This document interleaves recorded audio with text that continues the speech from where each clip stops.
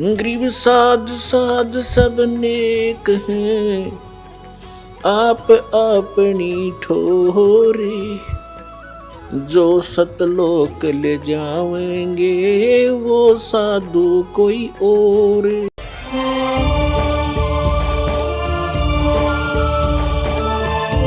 आत्माओं, गीता जी अध्याय नंबर 7 के श्लोक नंबर 18 में कहा है गीता ज्ञानदाता ने कि ये ज्ञानी आत्मा है तो उदार, उदार माने अच्छी है, नेक आत्मा है।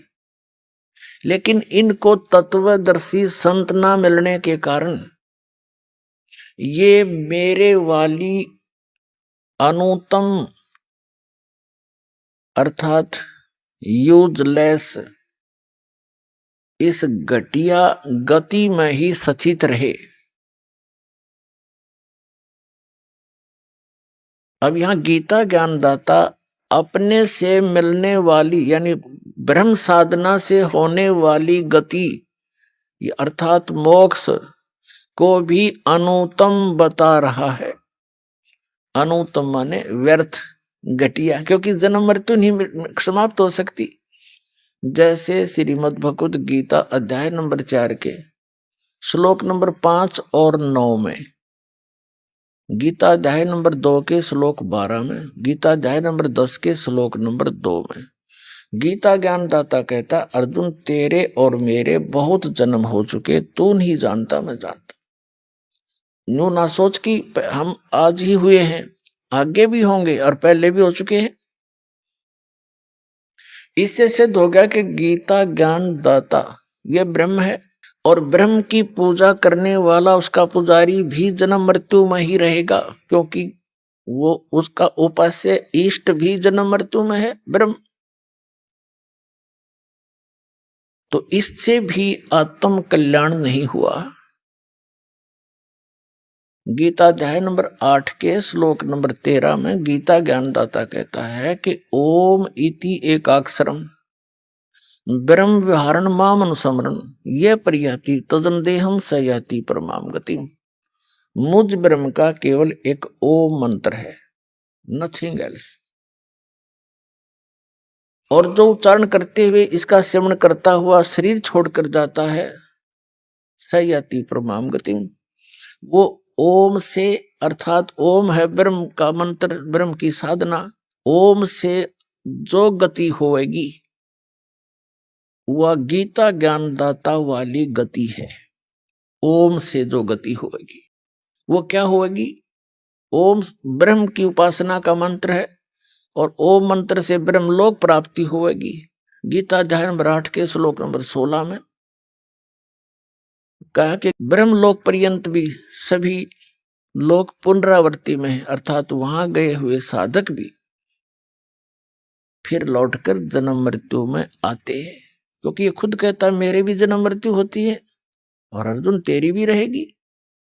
तो इसे सिद्ध हो गया गीता अध्याय नंबर 7 के श्लोक नंबर 18 में गीता ज्ञानदाता अपनी गति को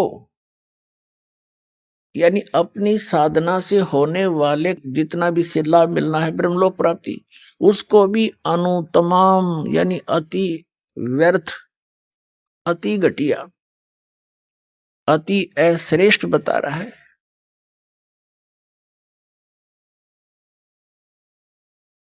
और गीता अध्याय नंबर 7 के श्लोक नंबर 19 में कहा है कि बहुनाम जन्मानाम अन्ते ज्ञानवान माम प्रपतते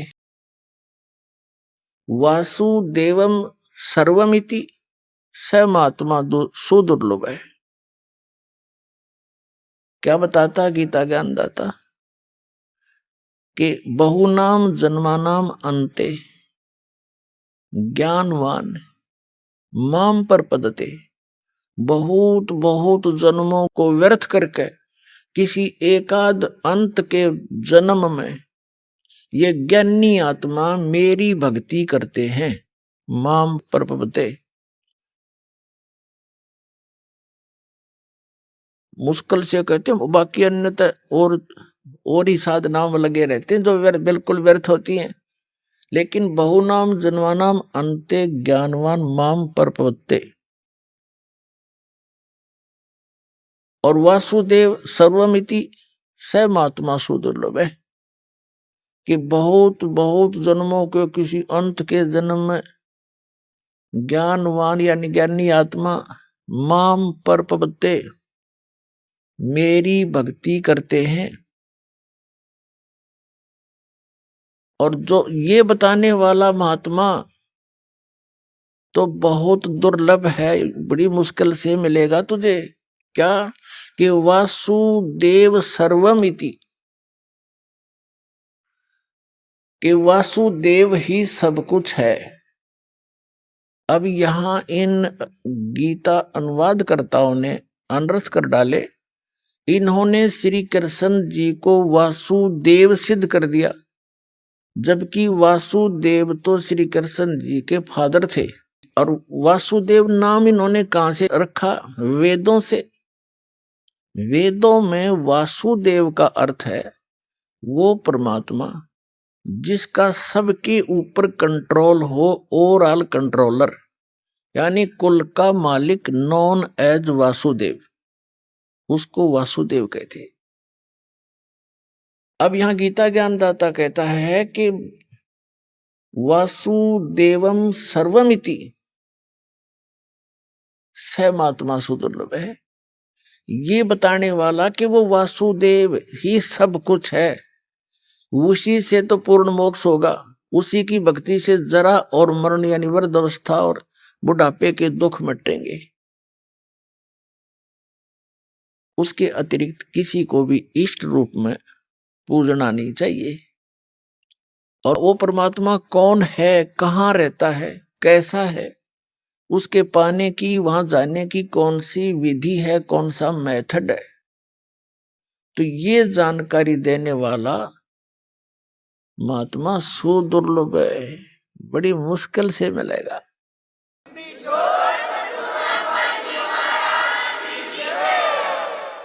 एक समय आदरणीय गरीबदास साहिब जी को वो पूर्ण परमात्मा परम अक्षर ब्रह्म मिले, जिसमें आदरणीय गरीबदास साहिब जी गांव छुड़ानी, जिला झज्जर, हरियाणा वाले 10 वर्ष के बालक थे। खेतों में अपने गौवें चरा रहे थे, अपने ही खेतों में। ये किसान घर में जन्म था। आदरणीय गरीबदास साहिब जी गांव छुड़ानी, जिला झज्जर में एक जाट किसान परिवार के अंदर जन्मे थे। बहुत बड़े जमींदार थे ये, 1400 एकड़ जमीन थी इनकी। और अपने ही खेतों में अपने ही गौओं को चरा रहे थे। कुछ सहयोगी और भी पाली नौकर थे, कुछ दूसरे गांवों के अन्य साथी पाली भी वहां गौएं चरा रहे थे। पूर्ण परमात्मा अपने विधान अनुसार वो कबीर परमेश्वर सतपुरुष परम अक्षर ब्रह्म सतलोक से चलकर आया, जो विधान है उस परमात्मा का। और यहां आता किस उद्देश्य से? वो तत्व ज्ञान बताता है। ऋग्वेद मंडल नंबर 9 सूक्त नंबर 86 के मंत्र 26 और 27 में स्पष्ट किया है कि वो कबीर देव, कबीर साहब, कबीर परमात्मा ऊपर तीसरे मुक्ति धाम में रहता, सतलोक में। और सतलोक के भी तीसरे फिर भी पृष्ठ में, उस भाग में रहता है, एक बहुत बड़े गुम्बद में, बहुत बड़े आसन के ऊपर, सिर पर छत्र है और मुकुट पहने है, राजा के समान सिंहासन पर विराजमान है वो परमात्मा। और वहां उसका एक रोमकूप में करोड़ सूर्य मिला दे, करोड़ चंद्रमा, ऐसी शोभा है उस बालक की। लेकिन यहां जब आते हैं, अपने उस शोभा को हल्का करके, सरल करके उस स्वरूप को आते, नहीं तो एज इट इज आ जावे तो हम उसको उनको देख नहीं सकते, चरम दृष्टि देख नहीं सकती। तो अपने रूप को सरल करके यहाँ आते हैं और उन श्रेष्ठ आत्माओं को मिलते हैं जो दृढ़ भक्त होते हैं। उनको किस उद्देश्य से मिलते हैं? उनको तत्व ज्ञान से परिचित कराते हैं। उपदेश करने के उद्देश्य से वो परमात्मा सतलोक से चलकर आते हैं, सह शरीर आते हैं और अच्छी आत्माओं को मिलते हैं, फिर उनको अपने से परिचित कराते हैं, अपना ज्ञान देते। ऋग्वेद मंडल नंबर 9 सूक्त नंबर 86 के मंत्र 26 और 27 में, ऋग्वेद मंडल नंबर 9 सूक्त 82 के मंत्र 1 से 3 में, ऋग्वेद मंडल नंबर 9 सूक्त 94 के मंत्र 1 में, 94 के 1 में, ऋग्वेद मंडल नंबर 9 सूक्त 95 के मंत्र 2 में, ऋग्वेद मंडल नंबर 9 सूक्त 1 मंत्र 8 और 9 में, ऋग्वेद मंडल नंबर 9 सूक्त 20 मंत्र 1 में, ऋग्वेद मंडल नंबर 9 सूक्त 96 के मंत्र 16 से लेकर 20 तक, और भी अनेक स्थानों पर भरे पड़े हैं कबीर परमात्मा की महिमा से वेद। क्योंकि परमेश्वर ने धर्मदास साहिब जी से कहा था कि धर्मदास ये वेद मेरा भेद है, मैं ना मिलूं वेदन के माही, और जौन वेद से मैं मिलूं ये वेद जानते नहीं। ये चारों वेद मेरी महिमा का गुणगान करते हैं, लेकिन इस वेदों में वर्णित विधि से मेरी प्राप्ति नहीं हो सकती। मेरी प्राप्ति जिस वेद से होगी वो वेदों वर्णन नहीं है, वो वेद जानते नहीं। वो कौन सी है? जो गीता जी अध्याय नंबर 4 के श्लोक नंबर 32 में कहा है कि वो सच्चिदानंद घन ब्रह्म की वाणी में वो कंप्लीट ज्ञान है भगवान के पाने का, और सभी धार्मिक यज्ञों की यथार्थ जानकारी है। तो वो परमात्मा उस विधान अनुसार अच्छी आत्मा आदरणीय गरीबदास साहिब जी उस नेक आत्मा को मिले, सचखंड लेकर गए, सतलोक दिखाया, सब ब्रह्मांड दिखाए, जहां मालिक रहते हैं वो सतिथि दिखाई, वहां हंस कैसे रहते हैं, वहां कैसी सृष्टि है, वहां सदाबहार वृक्ष है, सुंदर सुंदर पहाड़ हीरे पन्नों से जड़े हुए, यहां तो पत्थरों के पहाड़, वहां हीरे पन्नों के जवाहरातों के पहाड़ हैं, और किसी चीज का अभाव नहीं, वहां कोई पदार्थ खराब नहीं होता। जैसे गंगा जैसी दरिया, वहां पर अमृत सरोवर भरे पड़े हैं। गंगा जो जल है, गंगा दरिया, ये जल वहां से आया सतलोक से। एक एग्जाम्पल दिया दाता ने कि मेरे बच्चे पहचान सके सच्चाई को, यदि ये गंगा जल ना होता यहाँ पर, तो ये उदाहरण नहीं दे सकते थे, कि बता नहीं सकते थे हम कि वहां पर ऐसे पदार्थ है जो कभी खराब नहीं होते। अरे यदि से खराब लोक में भी खराब ना होता गंगा का जल, और वो तो बहुत बेस्ट वातावरण है, बहुत सुंदर एटमॉस्फेयर है वहां का। तो दूध दही और इनके भंडार भरे रहते हैं वहां पर, बहुत बड़े बड़े सरोवर हैं, वो कभी पदार्थ खराब नहीं होते, अमृत सरोवर हैं, और सदाबहार वृक्ष से बहुत बड़े बड़े आपके मकान खाली पड़े जहां से तुम आए थे, ये सत्य कर मान लेना।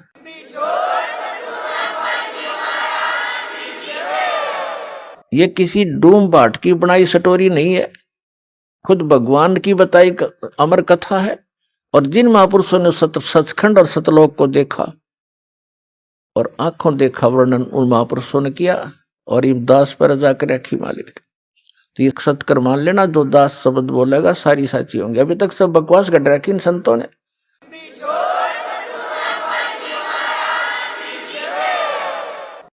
इन कबीर पंथियों को नहीं मालूम, अटपट मारते हैं। सतलोक में प्रकाश ही प्रकाश है, आत्मा जाकर मिल जाती है। एक आधा थोड़ी सी चतुरता दिखाता है कि उसमें बिंदु टाइप आत्मा मछली की तरह घूमती रहती है, वो प्रकाश ही सतलोक है, वही सतपुरुष है, वही सतनाम है।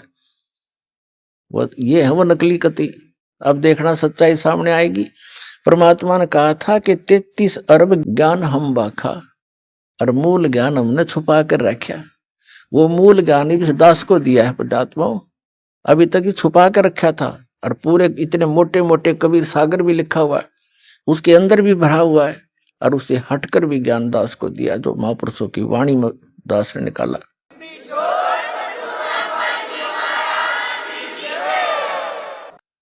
तो जो प्रसंग हम कर रहे थे कि बहुनाम जन्मानाम अंते ज्ञानवान माम प्रपद्ये वासुदेवम सर्वमिति स महात्मा सुदुर्लभ है। इस प्रसंग को बताते हैं। जब परमात्मा वहां आए, गरीबदास जी को मिले, तो पालियों ने कहा था कि महाराज भोजन पालो। कबीर परमेश्वर एक साधु के रूप में थे, वो परम अक्षर ब्रह्म जिंदा महात्मा के रूप में। परमात्मा ने कहा था कि भाई मैं भोजन नहीं खाता, अपने गांव से छक के आया हूं मैं सतलोक से। तो उन्होंने हट किया था कि जी दूध तो पीना पड़ेगा, मैं अतिथि को ऐसे जाने नहीं देंगे। तो परमेश्वर ने कहा था भाई मैं कुंवारी गाय का दूध पिया करूं। अगर अतिथि सत्कार करना चाहते हो तो कुंवारी गाय का दूध पिया करूं, मैं पिला दो। तो बड़े बड़े पाली थे 50-40 साल के, वो कहने लगे बाबा जी तेरी नींद को ना दूध पीने की बकवाद करते हो, आप तो मजाक करते हो हमारा। गरीबदास जी 10 वर्ष के बालक थे, उनकी एक प्रिय बछिया थी गाय कंवारी, उसको पकड़ लाए और कहने लगे महाराज जी दूध कैसे देगी, बच्चा तो है नहीं, इसको जन्म तो इसे माँ तो बनी नहीं है। तब कबीर साहब ने कहा कि कोई पात्र है तुम्हारे पास जिसमें दूध निकाल लाएंगे। गरीबदास जी लाए एक 5-6 किलो का वो मटका है, छोटा सा गड़ा बरोला, और कहा इसके नीचे रख दे भाई, साफ कर रखे है, हाँ जी साफ कर रखे, इसके सतन के नीचे कर। गरीबदास जी बालक थे, पकड़ कर बैठ गए नू, अब देखेंगे बाबा जी दूध कैसे निकालेगा। परमात्मा ने थपकी मारी बछिया के, लंबे लंबे सतन हो गए और धार चल पड़ी दूध की, और पात्र भर के बंद हो गया। अब वो कबीर साहब को दे दिया, अगले बाबा जी पी लो आप। महाराज जी कबीर परमेश्वर जी ने पी लिया, कुछ पी लिया, फिर से छोड़ दिया, अगले बच्चों पी लो, ये अमृत है, यहाँ का नहीं है, ये सतलोक से आया है मेरे गांव तक। इब और पाली थे, वो तो उठकर चले गए, कहने लगे तू पता नहीं किस जाति का है, और फिर तने क्या बेरा जादू जंत्र करके कुंवारी बछिया से दूध निकाल दिया, हम ना पीवा तेरे जादू जंत्र के दूध को। वो तो उठकर चले गए, वहां से स्थान छोड़ गए जहां वो बैठे थे, एक जंडी के नीचे, वो जंडी वृक्ष को ही छोड़कर चले गए, दूर जा बैठे। अब गरीबदास जी महाराज वो नेक आत्मा, वो श्रेष्ठ आत्मा जिसके लिए मालिक आए थे, वो बोला ला महाराज जी आपका ये जूठा दूध कद कद मिला, हमने गट गट पी गए, जितना पीना था बाकी रख दिया। अब फिर परमात्मा ने उनको समझाया बेटा तुम यहाँ के रहने वाले नहीं हो, पूरी सारी ऊपर की जानकारी दी। तब गरीबदास जी ने कहा महाराज ये ज्ञान तो अब आज तक किसी ने बताया नहीं हमारे को, वो स्थान कैसा, जैसे बच्चे की जिज्ञासा बन जाती है प्रबल। तो तब परमात्मा बोले चल मैं ले चलता हूँ, शरीर वहीं रह गया, जो ओरिजिनल वस्तु को ऊपर ले गए आत्मा को। सारे ब्रह्मंडों से परिचित कराया, ब्रह्मा विष्णु महेश जी की स्थिति दिखाई, उनके लोक दिखाए, उनसे वार्ता करवाई, यहाँ के न्यायाधीश धर्मराज से मिले जा करके, और धर्मराज करबद्ध होकर के कबीर परमात्मा उस जिद्दा महात्मा के सामने खड़े हो गए। तो गरीबदास साहिब जी देख रहे हैं कि इस बाबा जी में तो बहुत बड़ी शक्ति, यहाँ के भगवान भी हाथ जोड़े, और यहाँ का यू बड़ा अफसर है यो भी हाथ जोड़ के खड़ा हो गया, जो लेखा जोखा करता है। फिर सचखंड लेकर गए परमात्मा, इस काल को दिखाया कि देख बेटा यहाँ खाता है 1 लाख जीवों को भून गए, या तपस्या इसकी, और वो बैठा वो ब्रह्म सरपुरुष काल जो कहता है मैं कभी किसी के सामने नहीं आता, अपनी योग माया से छुपा रहता हूँ। गीता जी अध्याय नंबर 7 के श्लोक नंबर 24 और 25 में। तब परमात्मा उसके सिर पे पैर रख के उस काल के गरीबदास जी महाराज को ऊपर लेके गए, 11वें द्वार में प्रवेश किया। 11वां द्वार इस अक्षर पुरुष पर ब्रह्म के लोक में प्रवेश करता है, और उसके लोक को पार करके जब 12वां द्वार पार करते हैं तो सतलोक आ जाता है। 12वां द्वार पार करके सतलोक में गरीबदास साहिब जी को परमात्मा लेकर गए। वहां गरीबदास साहिब जी क्या देखते हैं कि वही महात्मा जो नीचे तक गया था उनके साथ, और उधर उनके साथ है, और ऊपर क्या देखते हैं कि एक बहुत बड़े गुम्बज में बहुत बड़ा मंदिर नुमा गुम्बज है, सुंदर सफेद बहुत लंबा चौड़ा, उसके बीच में एक सिंहासन है, सुंदर सिंहासन, रत्न जड़े हैं सफेद सफेद उसके, और उस पर बहुत सुंदर वस्त्र बिछे हैं। वहां उसके ऊपर परमात्मा विराजमान है, शकल दोनों की एक जैसी है, जो नीचे से गई वो भी और वो बैठे वहां पर। जो सिंहासन पर बैठे थे राजा के समान, ऊपर छतर, सिर पे मुकुट, और उनके एक रोमकूप में करोड़ सूर्य मिला दे करोड़ चंद्रमा, ऐसी रोशनी थी।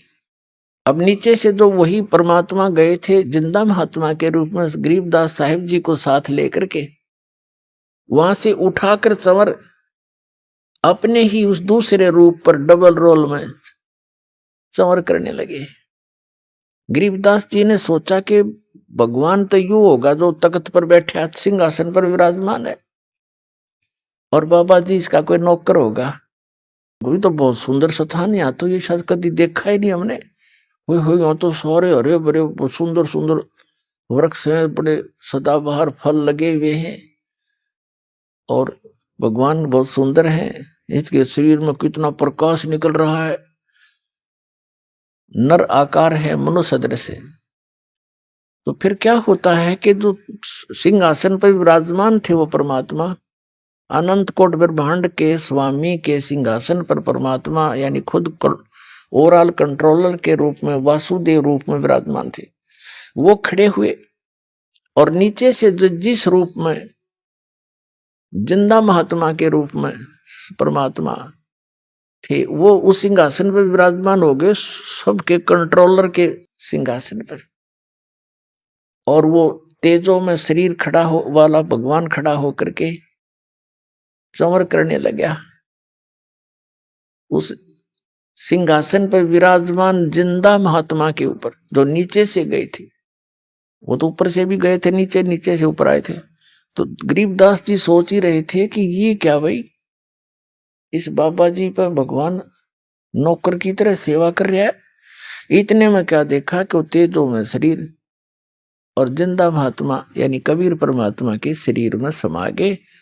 ओनली अकेले कबीर परमात्मा, वो जिंदा महात्मा वाला रूप ही अनंत कोट ब्रह्मांड के स्वामी के सिंहासन पर विराजमान थे, यानी वही मालिक हैं।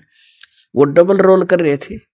गरीबदास जी चरणों में गिर गए, हे भगवान अब तो भगवान हो, अरे मुझे बका रहे थे, आप बाबा जी नहीं हो, आप परमात्मा हो। इतने में क्या हुआ कि पूरे शरीर का उतना ही नूर हो गया जितना पहले था।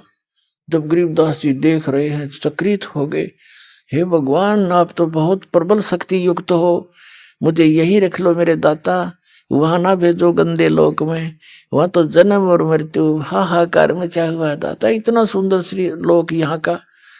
तब परमात्मा ने कहा बेटा तुम वापस जाओ, जब तुम यहाँ थे आप भक्ति युक्त थे, वहां जाकर आपने अपनी भक्ति नष्ट कर दी, वो सारा खजाना खत्म कर दिया जो यहाँ से लेकर गए थे।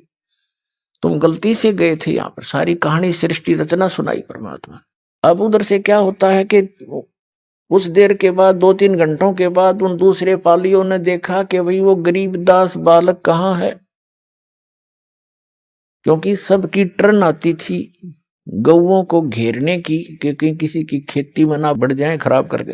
तो उनकी अपनी अपनी ड्यूटी होती थी, 1 घंटे किसी की, 1 घंटे उसकी, 1 घंटे उसकी। जब गरीबदास जी का नंबर आया, उसकी बारी आई, तब उसकी खोज हुई कि कहाँ वो, बुलाओ उसको, अपनी पारी पर खड़ा होगा। उसको जाकर देखा कि वो तो बैठा है जैसे महात्मा बैठा है, आसन पद्म लगा के। पहले आवाज लगाई, नहीं बोला, फिर पकड़ के हिलाया तो गिर गया। तब उन्होंने देखा ही तो मर गया, हाथ पैर फूल गए उनके। इकलौता पुत्र थे गरीबदास जी अपने माता पिता के, और 12 वर्ष विवाह के बाद हुए थे, बड़ी मुश्किल तय। इकलौते पुत्र, इतने बड़े जमींदार के, छोटा सा गांव था छुड़ानी, 40 घर होंगे मुश्किल से, परिवार होंगे। तो गांव 1.5 किलोमीटर की दूरी पर वो स्थान था जहां परमात्मा मिले थे गरीबदास जी को। गांव छुड़ानी जिला झज्जर हरियाणा में आज भी वो यादगार विद्यमान है। कबलाना गांव से और छुड़ानी गांव को अब तो पक्की सड़क बन गई, पहले कच्चा रास्ता था। उस सीमा के ऊपर थोड़ा सा 1 किला अंदर ने छुड़ानी के खेतों में आज भी वो यादगार बना रखे, एक मंदिर सा बना रखा उन्होंने कि यहाँ परमात्मा आए थे। एक जांडी का वृक्ष था वहां पर, वो आज भी यानी अवशेष बकाया है सच्चाई के। तो गांव में भागे आए, गांव वाले लोग फिर 1.5 किलोमीटर गए, देखा बच्चा मरा पड़ा है, उसकी अर्थ तैयार किया, घर लाए, घर से फिर शमशान घाट पर ले गए, फूकन की तैयारी कर दी, चिता पर रख दिया। तो परमात्मा ने कहा कि मैं तेरे साथ रहूंगा बेटा, और भक्ति करना, इस भक्ति की कमाई तय, भक्ति की शक्ति से तुम पुनर्चार्ज होकर के यहाँ आ सकोगे। और उसके लिए मैं ऐसा मंत्र दूंगा, ऐसी विधि बताऊंगा, पर ये अभी डिस्क्लोज ना करना, तू खुद भक्ति करना। इसे एक सतनाम दूंगा 2 अक्षर का, जिसमें एक ओम मंत्र है, एक गुप्त है, ये दास बताएगा केवल उपदेशी को। तो इसकी एक बार की कमाई तय, एक श्वास उश्वास की के सिमरन तय इतनी कमाई बन जाएगी कि यहाँ के एक ब्रह्मांड में 14 लोक होते हैं। कहते 14 लोक भी उस दूसरी तराजू में रख दे, ताखड़ी में, एक पलड़े में, और एक तरफ रख दे इस एक सतनाम के सुमरण की कमाई वैल्यू। और 3 लोक, ये पृथ्वी लोक और तेरा पाताल और स्वर्ग लोक दर्दे पासेंगे, यानी जिसकी कोई खाता ही नहीं किसी, वो तो सौदे में को नहीं, उस साइड में रख दी जाती है पासेंगे। और तो ना तुले तुलाया राम रंग हरी हो। अब गरीबदास जी कहने लगे भगवान जो आपकी आज्ञा, और कहा तुम जाकर समझा जनता को, मेरा गवाह बन बेटा, तेरे भाई बहन वहां कितने कष्ट उठा रहे, सारा जीवन खो देते हैं माया के पीछे, पेट के लिए, जीविका पूरी नहीं होती उनकी। और यदि वो मेरी भक्ति करे तो उनको जीविका भी सुथरी दूं, उनको सुख भी दूं, उनकी आयु भी बढ़ाऊं, काल को निकट नहीं आने दो बेटा, तुम ये सत्कर मान लेना। तो गरीबदास जी तो आंखों देख चुके थे, धर्मराज जैसे खड़े होकर हाथ जोड़े जिस परम पिता के आगे, 3 औरों की औकात उसके सामने क्या बुनियाद। वो पक्के आंखों देखी परमात्मा की महिमा ग्रहण करके और वापस भेज दी वो आत्मा गरीबदास साहिब जी की। जब चिता में अग्नि लगाने की तैयारी थी, इतने में जो बंधन बांध रखे थे अपने आप टूट गए और हलचल हुई शरीर में, एकदम बैठ गए वो 10 वर्ष के बालक। और जिस लोक से आए थे वो यहां था ही नहीं, एकदम वो चोर भौर से हो रहे थे कि मैं कहाँ आ गया। और गरीबदास साहिब जी के अंतःकरण के अंदर परमात्मा ने ये संपूर्ण अध्यात्म ज्ञान भर दिया। जैसे एक मोबाइल से दूसरे मोबाइल में 10 घंटा का भी प्रोग्राम नो का नो फैक्स हो जाता है, दूसरे से लोड हो जाता है बगैर किसी वायर के। ऐसे परमात्मा ने गरीबदास साहिब जी के अंतःकरण में उनके कंप्यूटर में डाल दिया। अब फिर वो वही कंप्यूटर बोले, जैसे नानक साहब जी कहते हैं, वो तो भाई जैसे चाहिदा ऐसे बुलाईदा, वो तो जिसको जैसे चाहता है उससे वैसा ही बुलवाता है। तो उस गरीबदास साहिब जी ने खड़ा होकर के जो परमात्मा से प्राप्त ज्ञान को लोकोक्तियों के माध्यम से, दोहों के माध्यम से बोलना शुरू कर दिया। किसी की नहीं सुने, ना न्यू बतावे, सीधे शब्दों में कित गया था, लगे बतान। अनंत कोट ब्रह्मांड का एक रति नहीं भारे, सतगुरु पुरुष कबीर हैं ये कुल के सिरजनहार। इस तरह लागे वाणी बोलने। तो गांव वालों ने सोचा लड़का पागल हो गया, जीवित तो हो गया पर यू मेंटल हो गया। उनको बावलिया कहने लगे, पागल कहने लगे। शुक्र मनाया घर वालों ने, कुल के लोगों ने, कि कोई बात ना, जैसा भी बांगा बौला पागल है, जीवित तो हो गया। या इसकी माता इस बावड़े ने देख देख कर जी लेगी ना, या बेहोश होगी थी। अब वो कहने का भाव ये है, 3 वर्ष बीत गए, ऐसे ही वो ये वाणी बोल रहे होते हैं। वो गांव वाले उस बात को समझ नहीं पा रहे, बोल क्या रहा है। यो सौदा फिरना ही संतो, यो सौदा फिरना ही, ये लोहे के साथ आव जात है काया देश राही। 3 लोक और भवन चतुर्दश सब जग सौदे आही, दुगने दुगने करे चौगने किन्हों मोल गवाई। बच्चा में बैठ कर लाग जाइए बाणी बोलने, बड़ा में खड़ा हो वहां बोलने लग जाए बाणी। लेकिन सब कहने लगे मेंटल है, इतना बात करो। अरे मेंटल खुद हम, और कह उस भगवान से परिचित आत्मा को मेंटल। हमारी इतनी संकीर्ण बुद्धि है। आदरणीय दादू साहेब जी को भी परम अक्षर ब्रह्म कबीर देव जी, कबीर साहेब, वो धानक कबीर गरीबदास साहिब जी को बताया था परमात्मा ने कि बेटा मैं 120 वर्ष बनारस में रह के आया हूं, 120 वर्ष काशी में, और कबीर मेरा नाम है, और वहां जुलाहे के नाम से प्रसिद्ध था मैं, जुलाहा मेरा कर्म था। और मैं प्रत्येक युग में एक लीला ऐसी ही करता हूं कि अपनी पाने के लिए जो क्रियाक्रम उचित है एक भक्त को, और कैसी उसकी रहनी हो, कैसा उसका विचार हो, और कितनी आवश्यकताएं रखे भगत, वो मैं खुद ही एक उदाहरण दे के आता हूं कि यहाँ घने धन की जरूरत की आवश्यकता नहीं। जो भक्ति चाहता है उसने परमात्मा की इच्छा रहनी चाहिए, और जो भगवान से जुड़ गया तो उसको किसी चीज का अभाव रहेगा ही नहीं, समय आने पर सारी पूरी करता है। इसलिए हम भगवान को खोज रहे। कहते कल्पे कारण कौन है, कर सेवा निकाम, और मन इच्छा फल देऊंगा जो पड़े मेरे ते काम। जब भगवान के सतर का काम होगा बेटा, नु क्यों खड़ा पाऊंगा।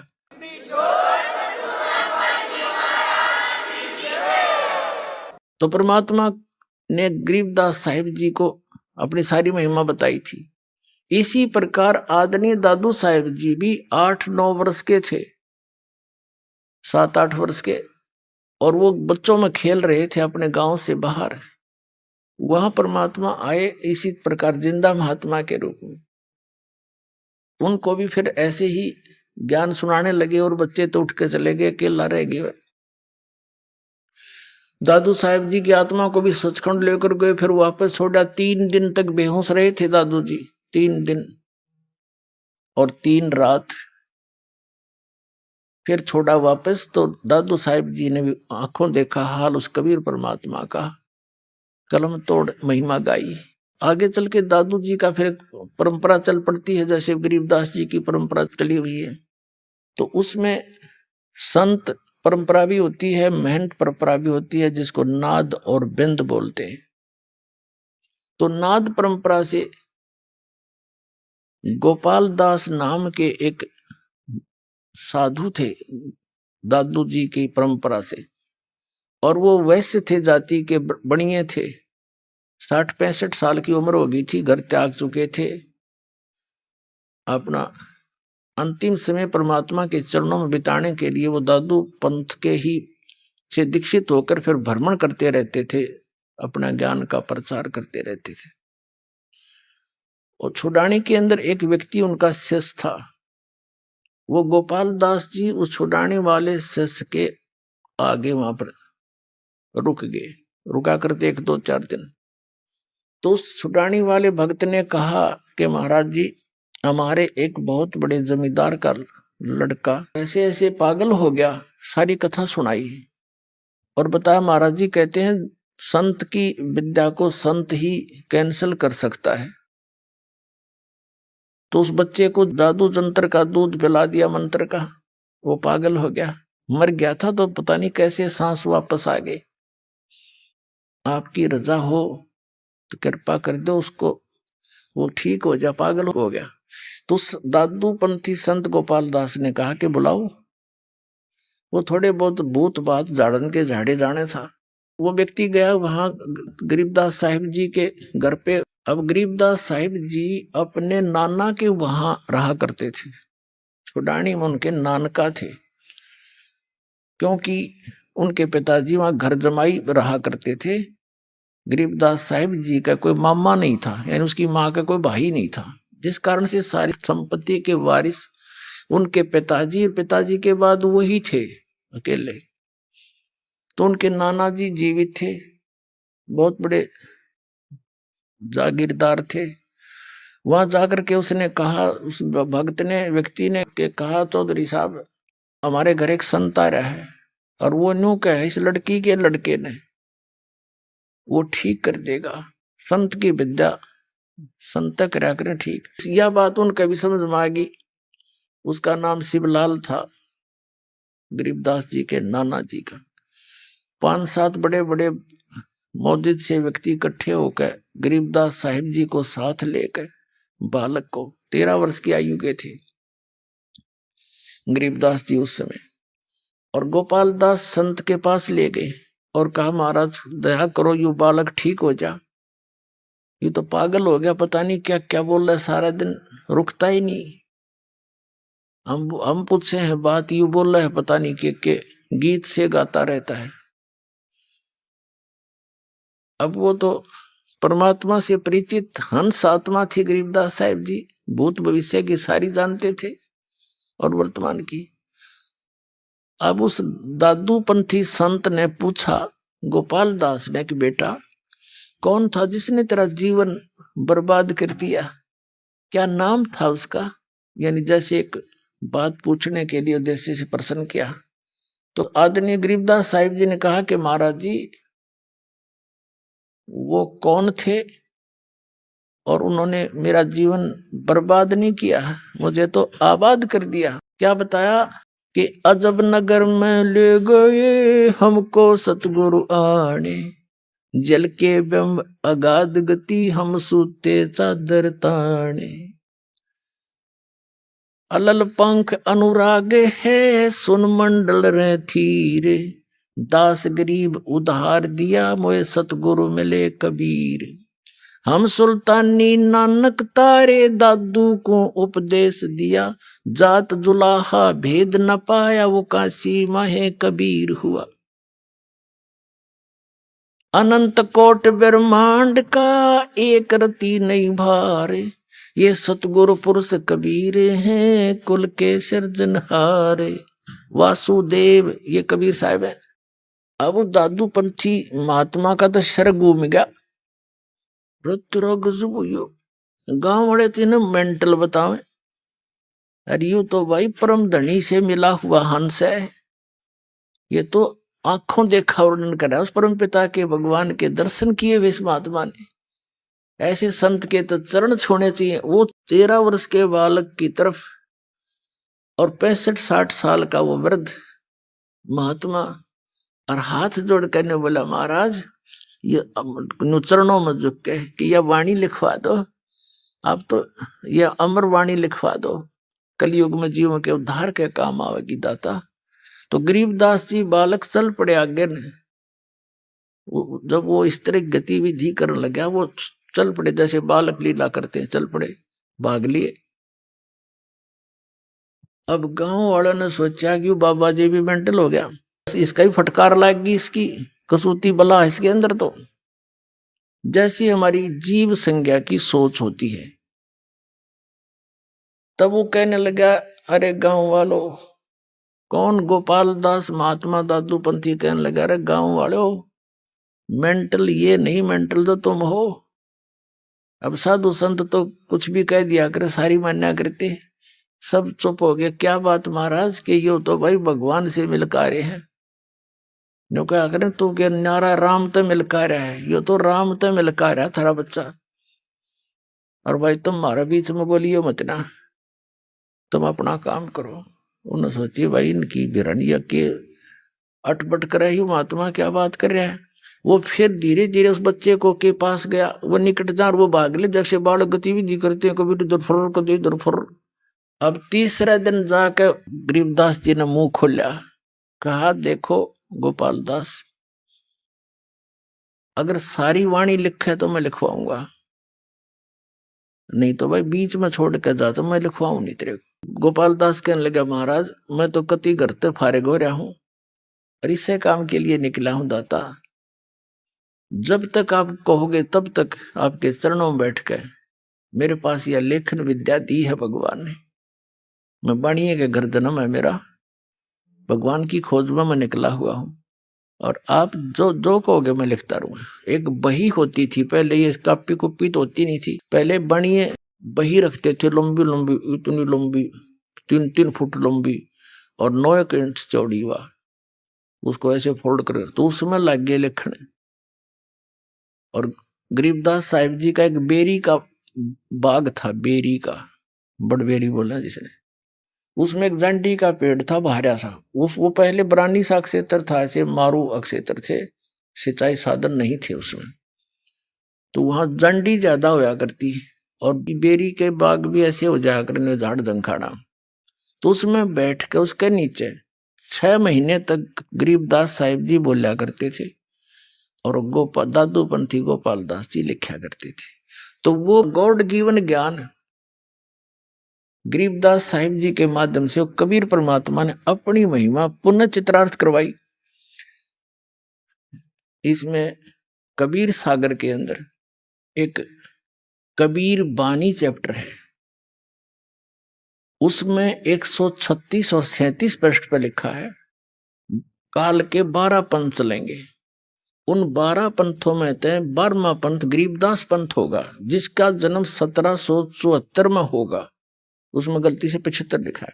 ये क्या है कि जैसे ये 12 कबीर पंथ चले हैं, इनके जो प्रथम भगत थे, जैसे श्री चूड़ामणि जी थे, जिसे मुक्तामणि भी कहते हैं, धर्मदास जी के पुत्र थे, जो कबीर साहिब के आशीर्वाद से हुए थे। उससे लेकर गरीबदास तक साहिब जी तक ये 12 पंथ है। प्रथम जो हंस थे वो 1 नंबर के हंस थे, यानी परमात्मा के भेजे हुए अपने स्पेशल हंस थे।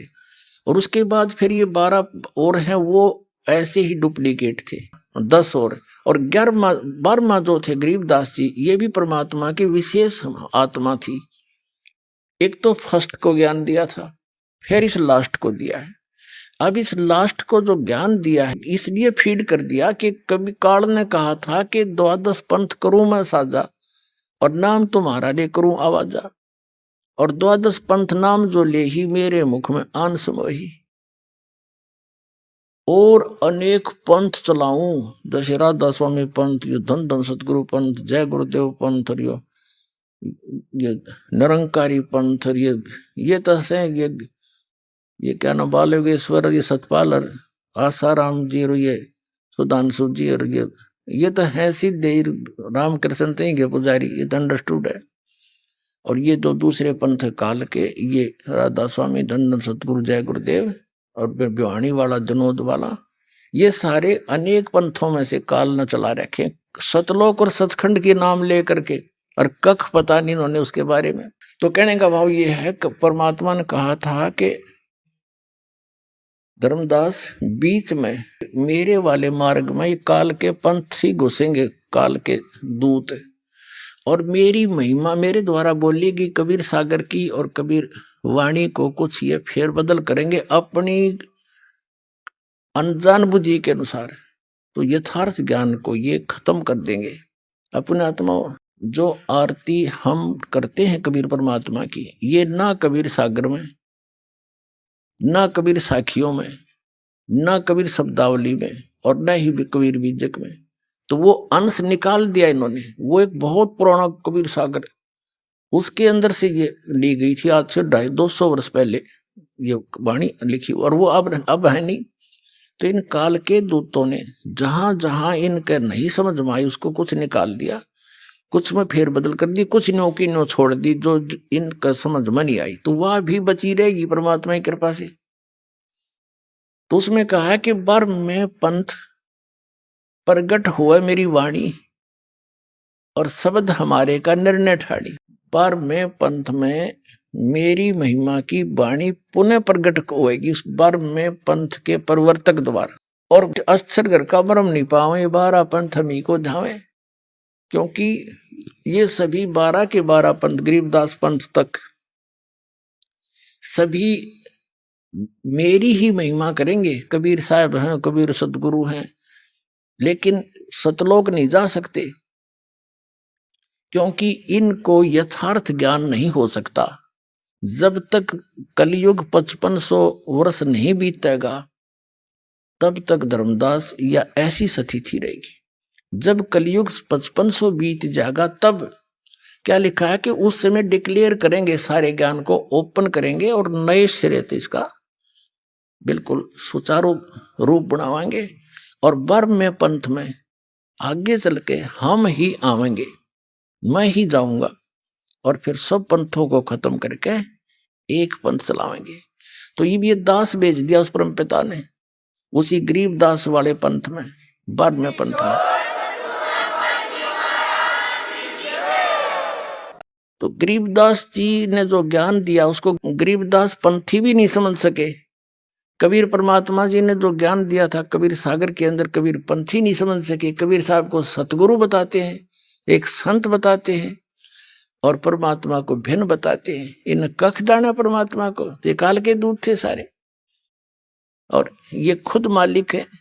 कबीर सागर में लिखा, धर्मदास जी जब सतलोक में लेकर गए, और जब वापस छोड़ा तो वहां देखा वही परमात्मा जो नीचे से गए थे वही सिंहासन पर विराजमान थे, अनंत कोटि ब्रह्मांड के सिंहासन पर। और वहां पर सब बाग बगीचे और भगवान के सिर पर मुकुट था, ऊपर छतर था, और सब गाते बजाते गए।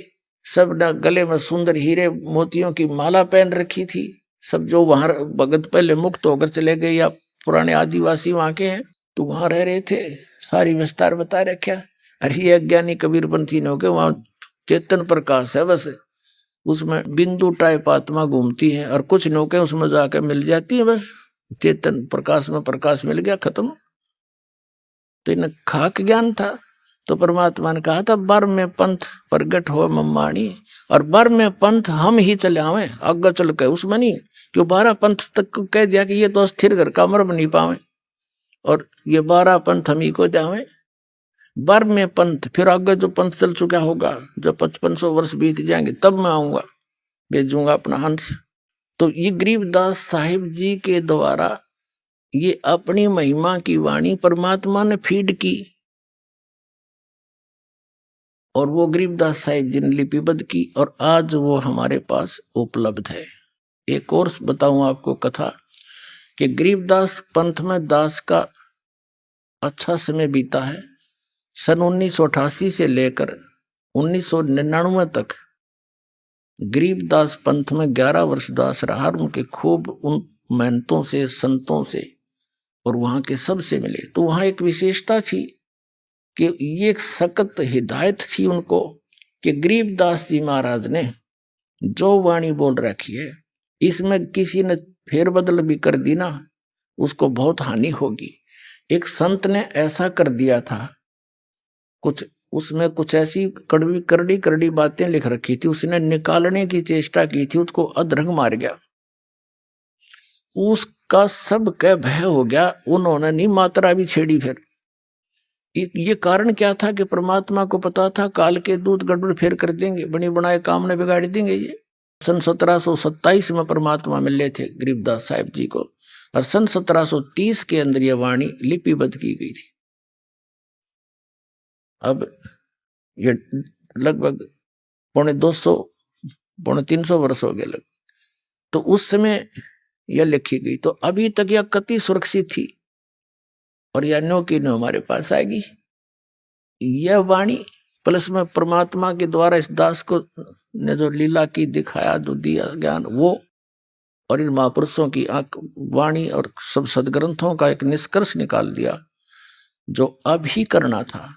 कहते हैं 9 मन सूत उड़ जिया, ऋषि रहे जखमार, और सतगुरु ईसा सुलझा दे उलझन दूजी बार। कबीर सागर के अंदर कबीर वाणी चैप्टर है, एक अध्याय है, उसके 134 पृष्ठ पर कहा है 12 तो ये है 13वां वंश आवेगा। 13वें वंश में ये 12 वंश है। 12वें वंश प्रगट हो उजियारा, और 13वें वंश मिटे सकल अंधियारा। ये 13वां वंश ये दास है, इस सारा अज्ञान समाप्त कर दिया, प्रत्यक्ष कर दिया।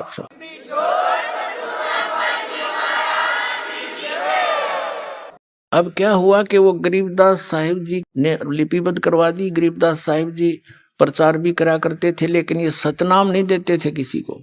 स्ट्रिक्ट ऑर्डर था, सख्त हिदायत थी परमात्मा की कि धर्मदास मेरी लाख दुहाई, ये सार नाम की दबार ना जाई। सतनाम और सार नाम मूल ज्ञान बार जो पढ़ी, ये बिचली पीढ़ी हंस नहीं तरी। आप उस बिचली पीढ़ी के बच्चे हो, हंस हो, अच्छी आत्मा हो, जो आपके लिए खजाना सुरक्षित रखा था। और अब ये बैन उठाना था, दाता ने पहले कह रखा है कि उस समय पूरे विश्व को सतनाम दूंगा, तब तक इस सतनाम ने गुप्त रखना, नहीं तो काल के दूतां का हाथ लग जाएगा और ये नाम यही देने लग जाएंगे। इनके पास वो अधिकार है नहीं, ये नाम देकर भी व्यर्थ कर देंगे जीवन को उन बच्चों का, मेरे आत्माओं का। आइए अब हम उन श्रद्धालुओं के अनुभव जानते हैं जो जगत गुरु तत्वदर्शी संत रामपाल जी महाराज जी से दीक्षा प्राप्त कर चुके हैं तथा उनके द्वारा बताए गए भक्ति मार्ग पर चल रहे हैं। सर नमस्कार। नमस्कार सर। सर क्या नाम है आपका? मेरा नाम हरजीत सिंह है। हरजीत सिंह जी कहाँ से हैं आप? मैं हिमाचल प्रदेश हमीरपुर जिला के बगवाड़ा गांव से रहने वाला हूँ। सर संत रामपाल जी महाराज जी की शरण में आने से पहले आप क्या भक्ति साधना करते थे? संत रामपाल जी महाराज जी के शरण में आने से पहले, उससे पहले हम मंदिर में जाते थे। कुल देवी थी हमारी, उसकी पूजा करते थे हम, उसको बड़ा मानते थे हम कि हाँ इसके बिना मतलब हमें कोई सुख मिले, लेकिन उसके सुख नहीं मिल रहा था हमें। देवी की पूजा करना, पीपल पूजना, फिर ऐसे जागरण जुगरण वगैरह इनमें भी मतलब ज़्यादा जाते रहते थे। उसके अलावा हमारी मम्मी जी वो हमें कई बार तांत्रिक वगैरह के पास भी ले चलती थी, तो हम वहाँ भी जाते थे। किसी के पास काली माता, जो मतलब उसी के पास हम कई साल जाते रहे, तो उसने भी हमसे बोला कि आपके घर में भूत प्रेत बाधा है, तो हमने वो भी करवाया। वहाँ उन्होंने पैसे पूसे लेने हमसे और जंत्र जुंत्र देने, फिर उसके बाद फिर वो वैसे स्थिति हो जानी, 5-7 दिन ठीक रहना, फिर उसके बाद फिर वही हाल हो जाना घर में। तो उसकी वजह से हम बड़े परेशान हो गए थे और घर में आर्थिक तंगी भी बड़ी बड़ी हो गई थी। मतलब मम्मी, मैं बोलता था मम्मी मत जाया करो, लेकिन मैं खोज थी मतलब पहले से कि कहाँ क्या सुख है, कहाँ मिलेगा। तो सर आपकी ये जो खोज कैसे पूरी हुई? ये खोज हमारी संत रामपाल जी महाराज की शरण में आने के बाद पूरी हुई और हमें पता लगा कि कोई संसार में सुख भी मिलता है और कैसे मिलता है। उसके बाद हमें सर्वप्रथम तो नहीं देवी देवताओं के चक्कर से छुटकारा मिल गया। पहले हम जैसे संत रामपाल जी महाराज का टीवी पे सत्संग सुनते थे, तो उसमें हमने भक्तों के अनुभव सुने कि उनको ये लाभ हो गया, कईयों के भूत प्रेत की बात है, कईयों के बीमारियां ठीक हो रही हैं। तो हमने उसी से प्रेरित होकर मैंने भी सोचा कि हम भी उसी चक्कर में पड़े हुए हैं, तो हमने तुरंत उस पर विश्वास हुआ हमें भी, हम जाके देखते हैं। हम वहाँ गए और वाकई हमने वैसे पाया संत रामपाल जी महाराज की जैसे हमने दीक्षा ली, तो उसके बाद हमारी वो बाधाएं दूर हुई। सर जैसा कि आपने बताया कि आप हिंदू धर्म की पारंपरिक पूजाओं को बड़ी श्रद्धा और आदर के साथ करते थे, तो हम आपसे ये जानना चाहेंगे कि फिर आपको संत रामपाल जी महाराज जी से नाम दीक्षा लेने की क्या जरूरत आन पड़ी? जी भगत जी, उन पूजों से हमें लाभ नहीं हो रहे थे, घर में क्लेश था, और जिन देवी देवताओं से हम मतलब उनकी उसके लिए जो हम करते थे सारा कुछ, उससे हमें कोई लाभ नहीं मिल रहा था पूजाओं से, और उस पर खर्चा भी ज़्यादा हो रहा था हमारा। सर आपको ऐसा क्यों लगता है कि जो देव देवताओं की पूजा आप कर रहे थे उनसे आपको कोई लाभ नहीं मिलता था? भगत जी, घर में डेली क्लेश होना, जब मंदिर में जाना कि घर में क्लेश होना, तो फिर सर पूरा हिंदू धर्म देव देवताओं की पूजा करता है। हाँ, तो लेकिन सही विधि से नहीं करते ना भगत जी। वो आज हमें मालिक की दया से पता लगा संत रामपाल जी महाराज की कृपा से कि हम उनकी पूजा ढंग से नहीं कर रहे हैं, हम शास्त्र अनुकूल साधना नहीं कर रहे थे उनकी, हम मनमान आचरण कर रहे थे। तो आपको संत रामपाल जी महाराज जी के बारे में कैसे पता लगा?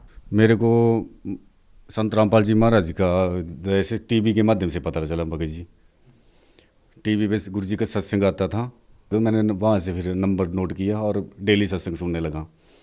सर जब आपने संत रामपाल जी महाराज जी के सत्संग सुने तो ऐसी कौन सी बातों ने प्रभावित किया, फिर आपने उनसे नाम दीक्षा ली? मैंने लगभग 4-5 महीने वो सत्संग सुनता रहा। फिर उसके बाद मेरे मन में इच्छा हुई कि मैंने वहाँ जाना है। फिर मैं यहाँ से मतलब हम 2 भगत गए, फिर हमने अपने जो दूसरा भगत था उसके साथ जाके सतलोक आश्रम बरवाड़ा में जाके नाम दीक्षा ली। सर संत रामपाल जी महाराज जी के बारे में ऐसा कहा जाता है कि वो देव देवताओं की पूजा छुड़वाते हैं। सर पहले आप देव देवताओं की भक्ति करते थे, तांत्रिकों के पास जाते थे, तो हरजीत सिंह जी हम आपसे ये जानना चाहेंगे क्या वाकई में संत रामपाल जी महाराज देव देवताओं की भक्ति छुड़वाते हैं? जी नहीं, बिल्कुल ये गलत धारणा है लोगों की कि संत रामपाल जी महाराज जो हैं वो देवी देवताओं की पूजा छुड़ाते हैं। वो तो सही तरीके से करवाते हैं, पहले हम कर नहीं रहे थे ढंग से, क्योंकि हमारी जो देवी हैं और हमारे जो शरीर में चक्कर हैं, जो कमल हैं 5, उनकी जानकारी नहीं थी हमें पहले। तो जो परमात्मा संत रामपाल जी महाराज की शरण में आने से बाद हमें पता लगा कि हमारे शरीर में जो भक्ति विधि है उसका सही तरीका क्या है। पहले तो हम मनमानी पूजें, पत्थर को मूर्ति को चढ़ाने से थोड़ी होती है पूजें, उनका तो एक उनका मूल मंत्र होता है, उसी से प्राप्त होगी ना वो। तो परमात्मा संत रामपाल जी महाराज की शरण में जाने के बाद हमें पूरी वो विधि मिली और उसके अनुसार हमने भक्ति की, तो हमने लाभ तुरंत शुरू हुए। सर आपने बताया कि आप तांत्रिक लोगों के पास जाते थे, आपका बहुत पैसा खर्च होता था, आर्थिक रूप से आप परेशान भी होते थे, तो जब आप संत रामपाल जी महाराज के पास गए तो संत रामपाल जी महाराज ने आपकी समस्याओं को दूर करने के लिए आपसे कितने पैसे लिए? सर जी, मैं जैसे आश्रम में गया तो मैं घर से चला गया कि पता नहीं वहाँ रहने की व्यवस्था नहीं है कि नहीं है, पता नहीं था।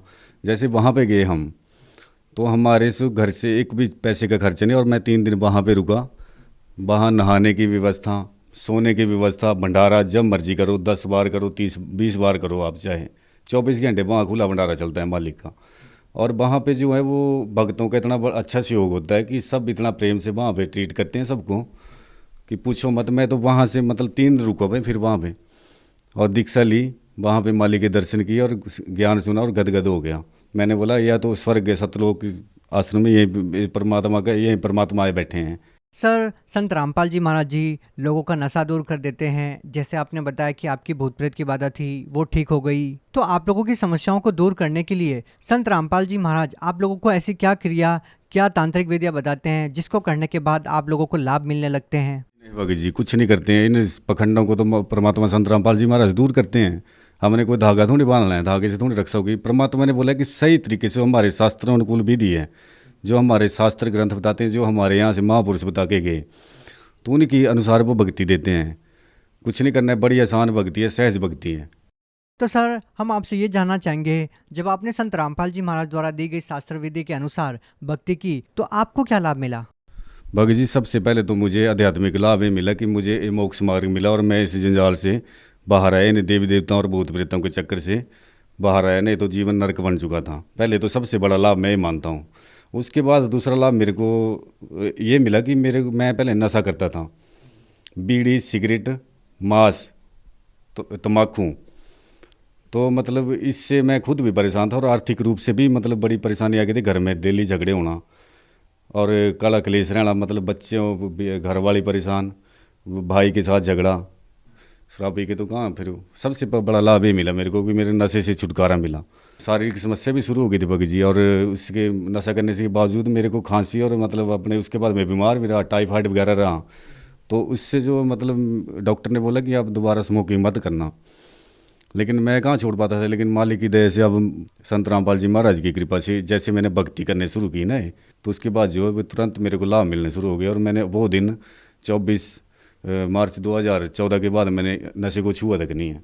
और संत रामपाल जी महाराज की दया से मुझे आज ये मतलब दूसरा जन्म मिला है, जो मतलब एक आध्यात्मिक जन्म जिसे कहा जाता है।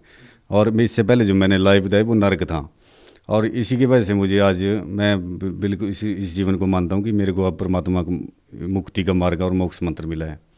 सर, हमने संत रामपाल जी महाराज जी के बारे में काफ़ी कुछ सुना है कि जो भी उनसे नाम दीक्षा लेता है उनका नशा छूट जाता है। नशा छुड़वाने के लिए सरकारें भी बड़ी बड़ी योजनाएं लेकर आती है, नशा मुक्ति केंद्र भी खोलती है। इसके बावजूद भी वो लोगों का नशा नहीं छुड़वा पाती है। लोग चाहते हैं फिर भी वो नशा नहीं छोड़ पाते हैं। तो फिर इसमें संत रामपाल जी महाराज जी आप लोगों का नशा कैसे छुड़वा देते हैं? संत रामपाल जी महाराज कोई ताबीज नहीं, कोई कुछ नहीं देते हैं। संत रामपाल जी महाराज एक नियम बताते हैं कि बेटा नियम में रह के आपने भक्ति करनी है, और इन जो परमात्मा के द्वारा दिए गए सच्चे मंत्र हैं इनका आपने जाप करना है। तो क्या जो भक्ति संत रामपाल जी महाराज जी देते हैं और उनके द्वारा दी गई भक्ति अगर कोई व्यक्ति करता है तो क्या उन लोगों का नशा छूट जाएगा? क्या उनके रोग दूर हो जाएंगे?